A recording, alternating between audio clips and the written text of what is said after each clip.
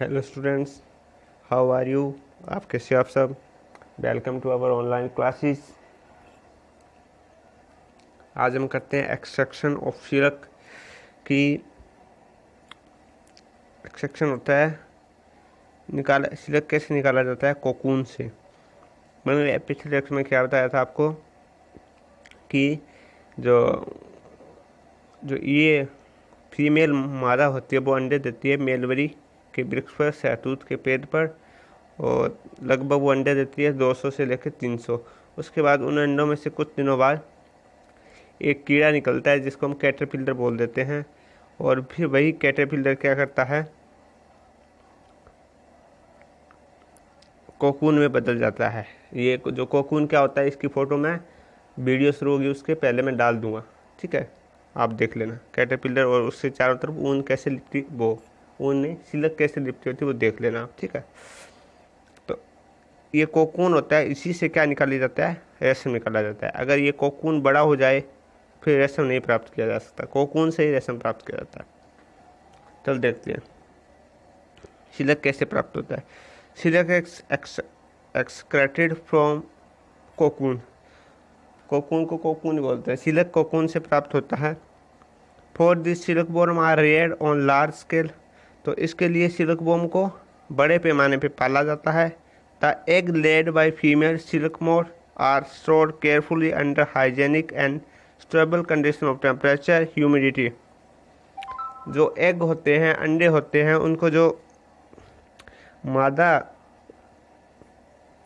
होती है वो अपने इस हाइजीनिक होता है, साफ सफाई और आसपास की कंडीशन को देखते हुए कितना वातावरण है उसके हिसाब से वो अंडे को इकट्ठा करते हैं, ठीक है।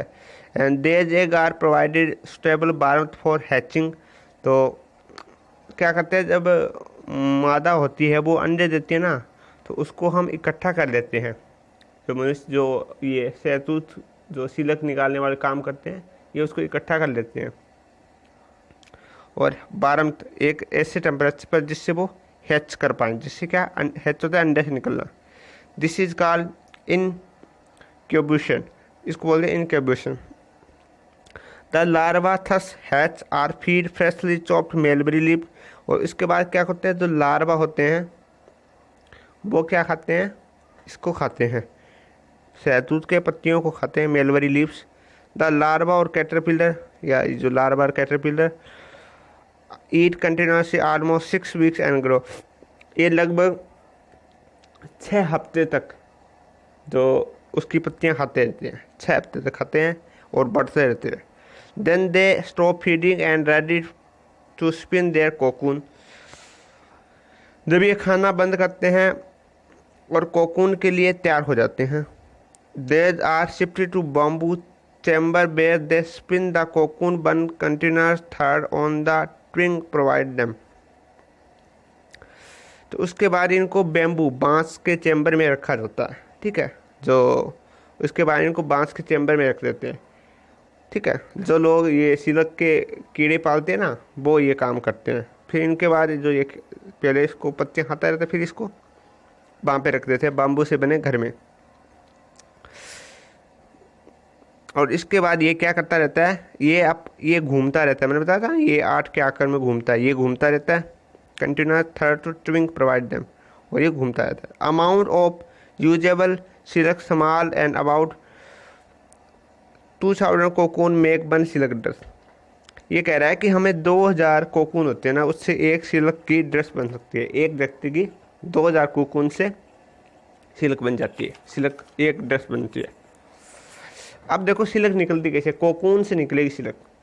अगर कोकून बड़ा हो गया और ये अंडों से बाहर निकल गया, फिर कोई सिल्क नहीं मिलती।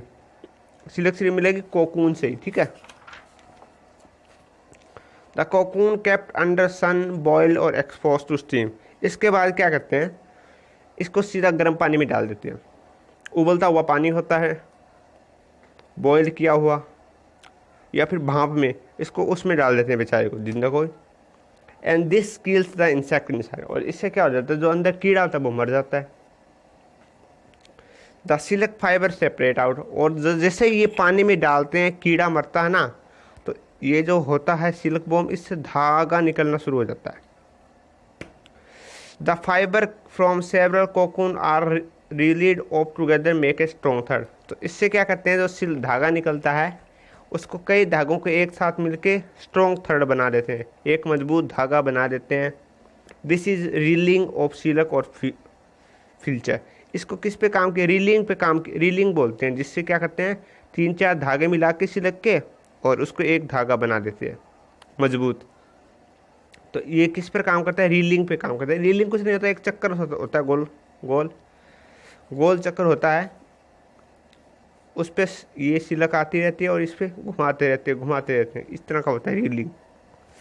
Railing is done on special machine to unbind the fibre of silk from cocoon. क्या करते हैं, यहाँ पे रीलिंग लगा दी हमने, बेसिक ये बना के दिखा रहा हूँ आपको, ऐसा नहीं होता मशीन, थोड़ा सा ऐसा डिज़ाइन होता है। क्या है, यहाँ पे क्या रख रहे हैं, कोकून रख लेते हैं और कोकून से क्या होता है सिल्क, इसको घुमाते रहते हैं।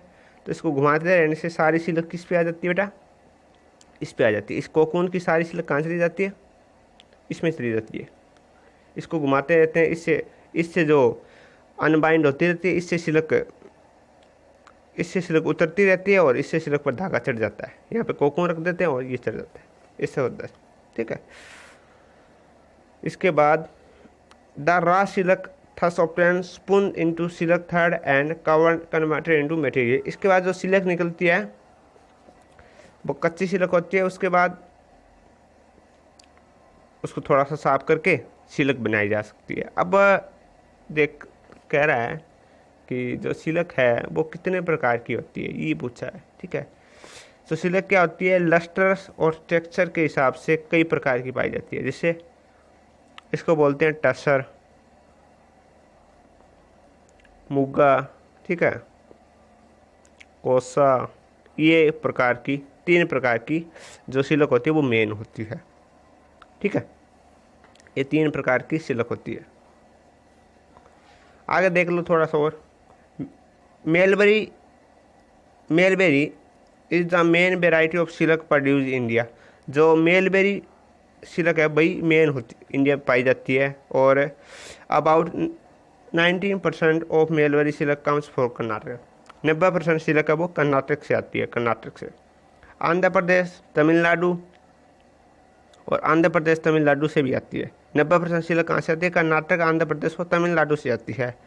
इन our country women involve in a big way in the sericulture industry. हमारी भारतीय जो महिलाएं हैं वो काफ़ी काम करती है इन सेरिकल्चर इंडस्ट्री में, सिल्क बनाने के फैक्ट्रियों में। And the contribute of process of rearing of silk worm, reeling of silk from cocoon and process of raw silk into fabric. और यहाँ पे होता क्या क्या है, इंडस्ट्री होती है उसमें सिल्क वॉर्म को पाला जाता है, reeling of silk from cocoon, और उससे सिल्क उतारी जाती है कोकून से, and process of raw silk into fabric, और उसके बाद जो धागा मिल गया हमें उससे कपड़े बनाए जाते हैं। This enterprises contribute to nation economy and also helping rank India among leading silk produce countries। तो इससे क्या होता है, देश को बहुत फ़ायदा होता है, पैसा आता है, इकोनॉमी मजबूत होती है, और भारत का जो सिल्क है वो विदेशों में भी जाता है, इससे कंट्री को और भी फ़ायदा होता है। China lead in the world silk production. आज भी चीन सबसे ज़्यादा सिल्क बनाता है। ठीक है, चीन में सबसे ज़्यादा सिल्क बना। ये मैंने यूज़ बता दिए हैं, क्या यूज़ है, यूज़ पता है आपको। सिल्क कपड़ा होता है, तो कपड़े से क्या, सिल्क धागा होता है, धागे से क्या बनेंगे, कपड़े ही बनेंगे, तो कपड़े ही बनाते हैं। साड़ी है, स्क्रैप्स है, टाइज है, बहुत सारे कपड़े को भी नाम लिख दो, कोई बात नहीं है। हाँ, पर ये सिल्क का कपड़ा होता है वो महंगा होता है, और इससे पैराशूट बनाते हैं और बुलेट प्रूफ जैकेट बनाते हैं। जैकेट होता है बेस्ट, एक ही बात है। तो ये काम किया जाता है इससे। ठीक है, आगे है, हम थोड़ा सा देख लेते हैं। क्वेश्चन है कि कोकून से सिल्क कैसे प्राप्त की जाती है, ये वाला क्वेश्चन, लास्ट क्वेश्चन, पहला क्वेश्चन है इसका, देख लेते हैं। ये क्वेश्चन है, how silk is obtain from cocoon. Cocoon से रेशम किस प्रकार प्राप्त किया जाता है, ये आप देख लो, और बाकी होमवर्क में फ़ोटो भेज दूंगा, उसे देख के कर लेना। Thank you. आज ये चैप्टर कंप्लीट हो गया आपका। थोड़ा बहुत रह गया, कुछ साइड क्वेश्चन नहीं रहे, शायद हो गए सारे क्वेश्चन, तो हो गए हैं क्वेश्चन लगभग। तो ये करवा दी ना, हाँ ये 5 क्वेश्चन रह गए, ये मैं करवा दूँगा आगे वाले लेक्चर में।